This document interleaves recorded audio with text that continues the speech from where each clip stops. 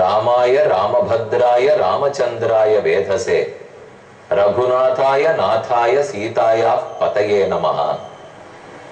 ராமபத்ரன், ராமரத்னம், அப்படிப்பட்ட ரத்தனமான எம்பெருமான் ஒரு மணிரத்னமாம் சூடாமணியை ஹனுமானிடத்திலிருந்து பெற்றான். அதை தன் நெஞ்சார தழுவிக்கொண்டான். சீதையே கண்முன் நிற்கிறா போலே ஆனந்தப்பட்டான். இந்த கட்டத்தில் தான் தற்போதுள்ளோம். ஆச்சரியமான திருக்கோயில் திசை முகன்சேரி, அரக்கோணத்துக்கு அருகே காவேரிப்பாக்கம் ஷோடிங்கர் சாலையில் 7வது கிலோமீட்டரில் உள்ள சேரி ஐயன்பேட்டை. இது திசைமுகன்சேரி என்று சொல்லப்படுகிறது. இங்கிருக்கும் பரமபதநாதன் கோதண்டராமசுவாமி தேவஸ்தானம். பரமபதநாதனை தரிசித்து விட்டோம். இன்று ராமனை சேவிக்க போகிறோம்.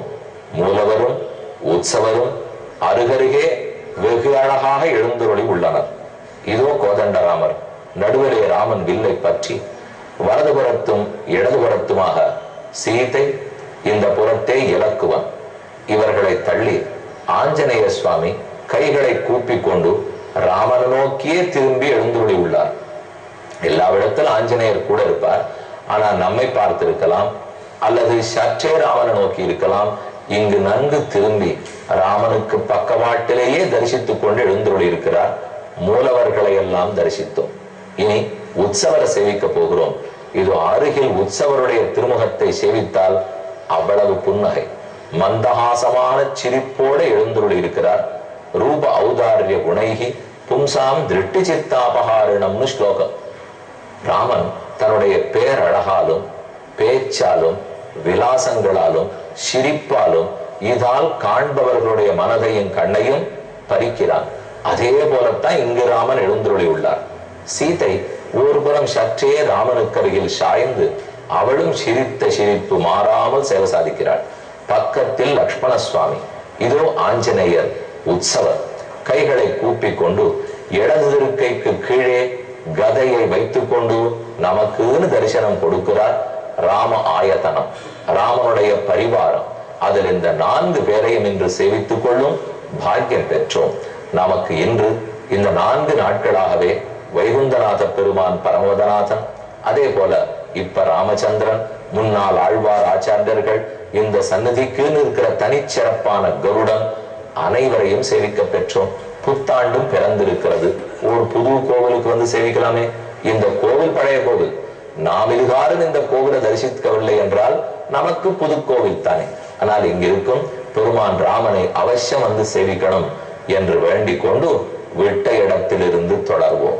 சுந்தரகாண்டத்தில் 66வது சர்க்கத்தில் உள்ளோம். ராமன் இந்த சூடாமணி வந்த வரவை நினைவு கூர்ந்தார். அயம்கி சோபதே தஸ்யாக பிரியாயாக மூர்த்தினிமே மணிகி அத்தியாஸ்ய தரிசனேனாகம் பிராப்தாம் தாமிவ சிந்தையே. இந்த சூடாமணி என் காதலியான, என் அன்பு மனைவியான சீதையின் தலையில் இருக்கும் போதுதான் எவ்வளவு அழகாக இருந்தது. கிமாக சீதா வைதேகி ப்ரூஹி சௌமிய புனః. அந்த சீதை என்ன கூறினாள், அவள் செய்தி என்ன என்பதை நிதானமாக சொல். அவசரத்தில் சுருக்கி சொல்லாதே. அவள் சொன்ன ஓரொரு வார்த்தையும் எனக்கு உயிரூட்டும். மணிம்பஷாமி சௌமித்ரே வைதேகியும் ஆகதம்பினா சிரஞ்சீவித வைதேகி யதிமாசம் தரிஷ்யதி. அப்போது ஹனுமான் ஏற்கனவே சுருக்கமாக சொல்லியிருந்தார், 1 மாதத்துக்கு மேல் நான் உயிர் தரித்திருக்க மாட்டேன்னு சீதை செய்தி சொன்னாள். அதை கேட்ட ராமன் மறுமொழி கூறுகிறான், லக்ஷ்மணா, உன் மதனியார், உன் அண்ணி எவ்வளவு கடுமையானவள் பார்த்தாயா? சிரஞ்சீவதி வைதேகி யதிமாசம் தரிஷ்யதி. 1 மாதம் உயிரோடு இருப்பேன். ராமனை பிரிந்து இனி 1 மாதம் இருப்பேன்னு கூறுகிறாளே. அப்ப மனம் அவளுக்கு கனிந்திருக்கிறதா, உருகுகிறதா? என்னால் அவளை பிரிந்து 1 நிமிடம் இருக்க முடியவில்லை. ஆனா அவள் 1 மாதம் இருக்கிறேன்னு சொன்னாள். அப்ப தைரியசாலிதான், அவளுக்கு கடுமை இருக்கிறது போரும்னு நினைத்தார். ஆனால் பூர்வ ஆச்சாரியர்கள் அப்படி ஒத்துக்கொள்ளவில்லை. ராமனுக்கு பெருமையா சீதைக்கு பெருமையானால் ராமன் சீதையை பிரிந்து 1 நிமிடம் இல்லை என்கிறார். சீதை ராமனை பிரிந்து 1 மாதம் இருப்பேன் என்கிறாள். அப்ப ராமனுக்குத்தானே காதலால் பெருமை, அன்பின் உருக்கம் அதிகம் என்று சொல்ல தோணும். அப்படி அல்ல. ராமனுக்கு பெருமை குறைவு. அதனாலதான் சீதை 1 மாசம் சமாளிக்க முடியும்.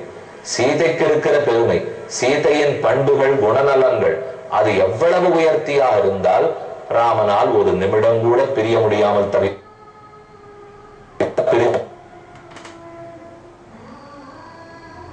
அப்படி பார்த்தாலும் சீதை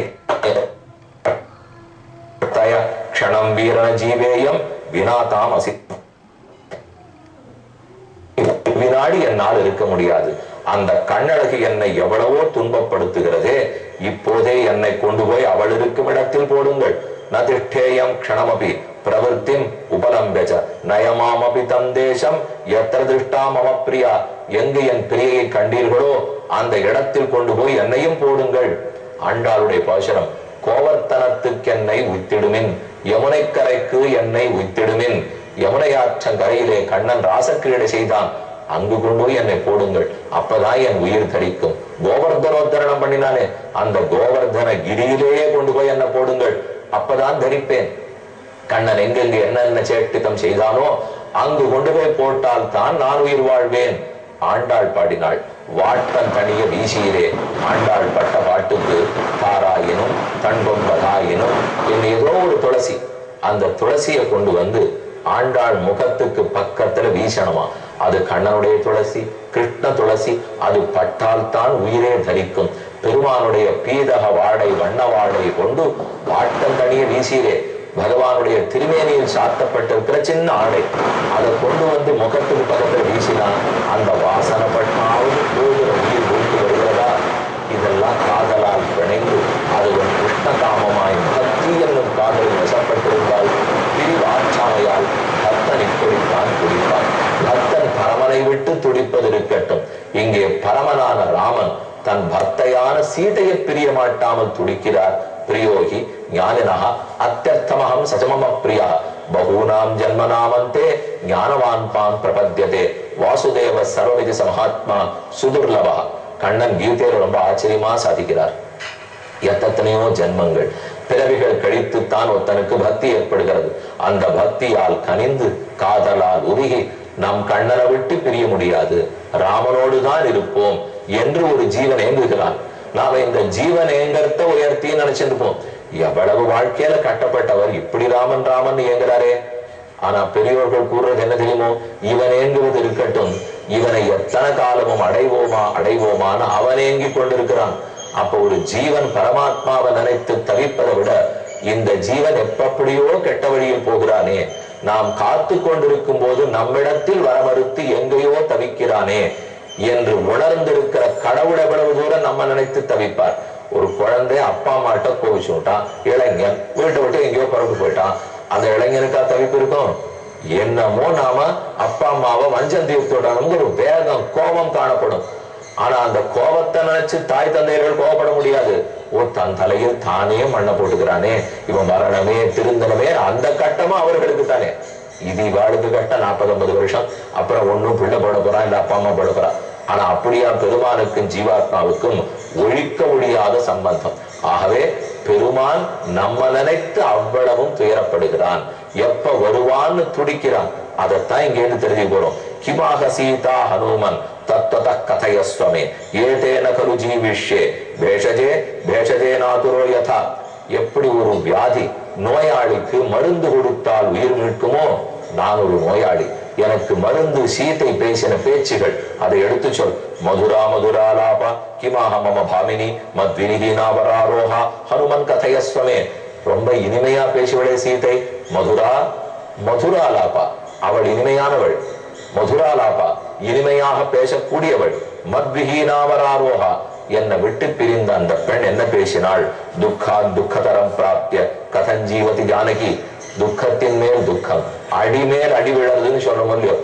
அத போல ஏற்கனவே நாட்டை ஆளுவதற்கு வந்தாள், காடு போன்னு கூறிவிட்டார்கள். காட்டுக்கு வந்தாள், நிறைய துன்பங்களை அனுபவித்தாள். அங்கும் வந்தாள், சூர்பகனாலே எதிர்க்கப்பட்டாள். அதையும் தாண்டினாள், ராவணனாலே தூக்கி செல்லப்பட்டாள். அதையும் தாண்டினாள், சிறை வைக்கப்பட்டாள். அங்கும் போகிறதென்னால் 700 ராட்சசிகள் துன்பப்படுத்தினார்கள். எல்லாவற்றையும் உடல் ரீதியான துன்பத்தை பொறுத்துகிறான்.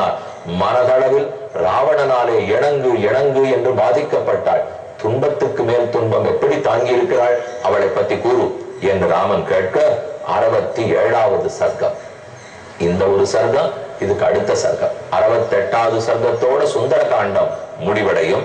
ஏவமுக்தஸ்து ஹனுமான் ராகவேண மகாத்மனா சீதாயா பாஷிதம் சர்வம் நிவேதயத ராகவே. அடுத்து சீதை சொன்ன அனைத்தையும் ஒன்று விடாமல் கூறுகிறார். முதலில் காக்கை சரித்திரம். சித்திரகூடத்தில் சீதையும் ராமனும் இருந்தபோது காக்கை வந்தான், தீண்டினான், ராமன் தர்பாஸ்திரத்தை பிரயோகம் பண்ணான். அனைத்திடத்திலும் திரிந்தோடி காக்கை திரும்ப வந்து விழுந்தது, ராமன் காப்பாற்றி விட்டான். அதுதான் சொல்றார், வதாரகமபி காகுஸ்த கிருபயா பரிபாலயா மோகமஸ்திரன்ன சக்கியந்து கர்த்துமித்யேவ ராகவ. ஆனா ராகவன் விட்ட அம்பு வீணாக முடியாதே. ஆகவே காக்கையின் வலக்கண் போயிற்று. ததஸ்தஸ்யாக்ஷி காக்கஸ்ய ஹினஸ்தி ஹினஸ்தி ஸ்ம சதக்ஷிணம் வாயசஸ்துவாம் நமஸ்கிருத்ய ராஜ்ஞோ தசரதஸ்ய. அந்த காக்கை ராமனை வணங்கிற்று, உயிர் தப்பி போயிற்று. இந்த சரித்திரத்தை, இந்த நிகழ்ச்சி ராமா உன்னிடத்தில் சீதை சொல்ல சொன்னாள். ஏவம் அஸ்திரவிதாம் ஸ்ரேஷ்டா சச்சா சீலவானபி கிமர்த்தமஸ்திரம் ரக்ஷசு ந யோஜயசி ராகவ. ஆனா கூட சீதை என்ன தெரியுமா கேட்டாள்? இருந்த இடத்திலிருந்து பிரம்மாஸ்திரத்தை வல்லவனுக்கு புல்லும் ஆயுதம் என்று ஒரு புல்லை தர்பத்தை எடுத்து உச்சரித்து ராமன் செலுத்தினானே. ஆனால் ஏன் அப்படி கொத்த வீரன்? அந்த வீரம் மறைந்ததா? கையில் வில்லை விளையாட்டாக பிடித்திருக்கிறானா? அது பொம்மையா? ஏன் என்னை காக்க வரவில்லை? இவ்வளவு குற்றம் புரிந்த காக்கையை காத்தான். ஆனால் அந்த காக்கையால் தீண்டப்பட்ட என்னை ஏன் காக்க மறுக்கிறான்? தவராமரணே சக்தாக ததா பிரதிசமாதித்தும் தவ வீரியவத கச்சன் மையத்தியஸ்தி சம்பிரமா. ஒருவேளை என்னை காக்க வேண்டாம்னு கைவிட்டு விட்டானோ, நான் ஏதேனும் குற்றம் புரிந்திருக்கிறேனோ, மமைவ துஷ்கிருதம் கிஞ்சித் மகதஸ்தின சம்சயா. அவ சொல்ல சொல்ல ராமனுக்கு முகம் போன போக்கு தாங்கவில்லை. சீதையா குற்றம் புரிந்தாள்? நாம் சீதை எங்க இருக்கிறாள்னு தெரியாமல் அல்லோ தவித்தோம். தவிக்கிறார் ராமன். ஹனுமன், எனக்கு தெரிஞ்சிருந்தா நான் போய் நடவடிக்கை எடுத்திருக்க மாட்டேனா? அப்படியா சீதை சொன்னாள்? தன்னால் பெரிய குற்றம் செய்யப்பட்டதுன்னா சொன்னாள். சீதை எந்த குற்றமும் இல்லாதவளாயித்தே. உடனே ஹனுமார் சொல்றார், ராமா உன் விஷயத்தை நான் பேசாதிருப்பேனா? அவ சொன்னத உங்ககிட்ட சொன்னேன், இனிமே நான் என்ன சொல்லினேன்னு கேளும். त्वच्छोक विमुखो रामः देवी सत्येन தேசபே. தேவி, நீ ராமனை விட்டு பிரிந்து எவ்வளவு துன்பக் கடலில் ஆழ்ந்திருக்கிறாயோ, இதை விட பன்மடங்கு உன்னை பிரிந்து ராமன் துன்பப்பட்டு கொண்டிருக்கிறான்.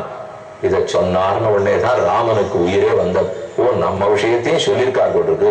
ராமே துக்காபிபூதேஜ லக்ஷ்மண பரிதப்யதே இதம் முகூர்த்தம் துக்கானாம் அந்தம் திரக்ஷசி பாமினி. கூடவே சொன்னேன், நீ துக்கப்பட்டு இருக்கேன்னு சொன்ன உடனே ராமா சீதைக்கு துக்கம் அதிகமாயிடுச்சு. அவள் ஏற்கனவே தன் துன்பத்தை சொன்னாள், உன் துயரத்தை கூறினேன், அவள் இன்னும் துன்பப்பட்டாள். அப்ப எனக்கு என்ன பண்றதுன்னு தெரியல. பாமினி, ஏ தேவி, இன்றோடு சரி, அடியேன் எப்போது வந்து ராமதூதனாக உம்மை கண்டேனோ இன்றிலிருந்து உன் துன்பங்கள் விலகின. இன்றிலிருந்து ராமன் முயற்சியில் இறங்கி விட்டான், வெகு விரைவில் வருவான், சண்டை இடுவான், உம்மை மீட்பான் என்று நம்பிக்கை ஊட்டி விட்டு வந்திருக்கிறேன். ஹத்வாச சமரே ரௌத்ரம் ராவணம் சகபாந்தவம். யாரை பத்தியும் நீர் கவலைப்பட வேண்டாம். இவ்வளவு பெரிய கிரி துர்க்கம், ஜலதுர்க்கம், வனதுர்க்கம் நினைக்க வேண்டாம். இத்தனை கடலை தாண்டி வந்த எண்ணில் வீரர்கள் அதிகம் உளர். நான் தான் அந்த படையிலேயே தாழ்ந்த வீரன். யாரும் வேண்டாம். ராமனுடைய இடது கையில் பிடித்திருக்கிற ஓர் வில்லும் ஓர் அம்புமே போதும், உன்னை ஜெயிக்க மாட்டார்களோ. முக்துவா வஸ்திரார்த்ததோ மக்கியம் மணிமேதம் மகாபல. இத்தனையும் நான் சொன்ன போதுதான் தன்னுடைய இடையில் சின்ன சுருக்கில் புடவை நுனியில் முடிந்து வைத்திருந்த மணிரத்னத்தை எடுத்தாள். அதை என்னிடத்தில் கொடுத்தாள். சிரசா சம்பிரணம்ய அகம் ஆகமனேத்வரே ககனேச்ச கிருதோத்சாகம் அவேக்ஷ வரவர்ணினி. நான் திரும்ப புறப்படுறதுக்காக வளர்ந்தேன். ஓ, நான் கிளம்பிட்டேன்னு நினைச்சுட்டு இருந்த நீ ஒருத்தரும் என்னை விட்டு போனால் மறுபடியும் துன்பக்கடல் தானே என்று வருத்தப்பட்டாள். அதுக்கு மேல எனக்கு பேச முடியல. தேவி, சீக்கிரம் வருகிறேன் என்று சொல்லிவிட்டு செய்தி தாங்கி ராமா உன்னிடத்தில் வந்திருக்கிறேன் சொல்லிவிட்டேன், இனி முயற்சியில் இறங்கு. என்ன செய்தி தெரிவித்தார் ஆஞ்சநேயர்? ராமன் அடுத்து என்ன செய்கிறான்னு பார்ப்போம்.